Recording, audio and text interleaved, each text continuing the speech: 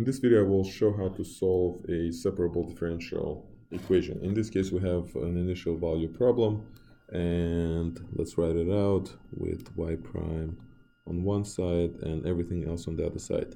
As I'm writing the right-hand side, I'm asking myself, can the right-hand side be written as a product of two functions, one of x and one of y? In this case, the answer is yes. As you can see, the right-hand side can be separated, therefore I can rewrite the equation like this.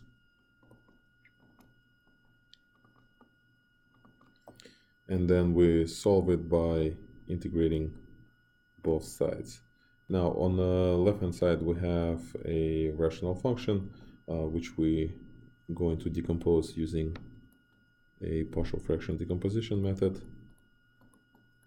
So we're going to assume that partial fraction decomposition looks like this, and using algebra technique we can solve for a and b. So we can see from here that 2a plus b must be equal to 0 and a must be equal to 1. Therefore b must be equal to -2. So what we have here on the left hand side is an integral of 1 over y minus 2 over 1 plus 2y dy, and on the right hand side we just have 2x dx. Integrating both sides will give us a ln of absolute value of y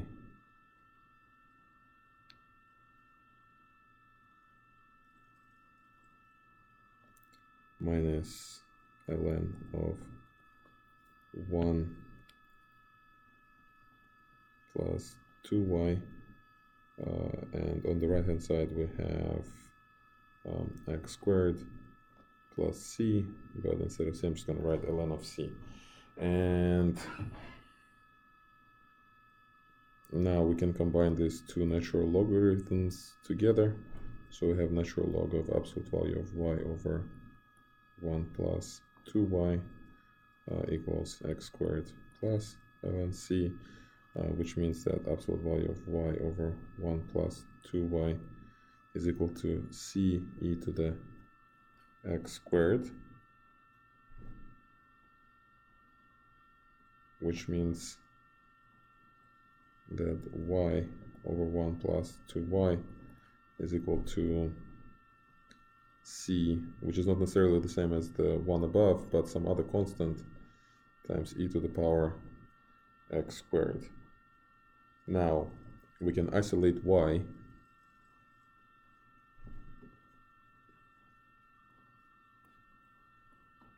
by multiplying both sides of the equation by 1 plus 2y.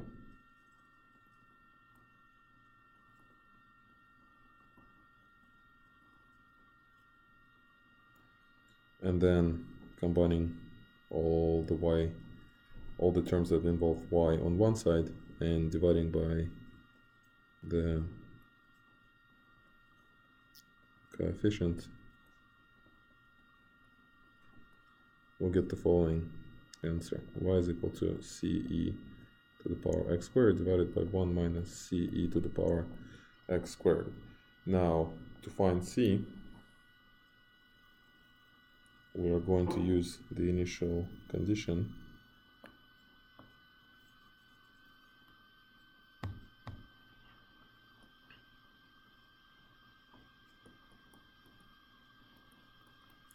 and we're going to plug 0 in. So y of 0 is equal to c e to the 0 over 1 minus c e to the 0, which is equal to -1.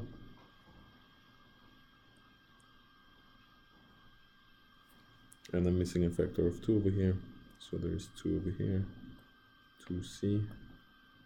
Solving this for c will give us c equals 1. So the final answer is y equals e to the x squared divided by 1 minus 2 e to the power x squared. So we found the solution of this initial value problem using the method that was appropriate for separable differential equations.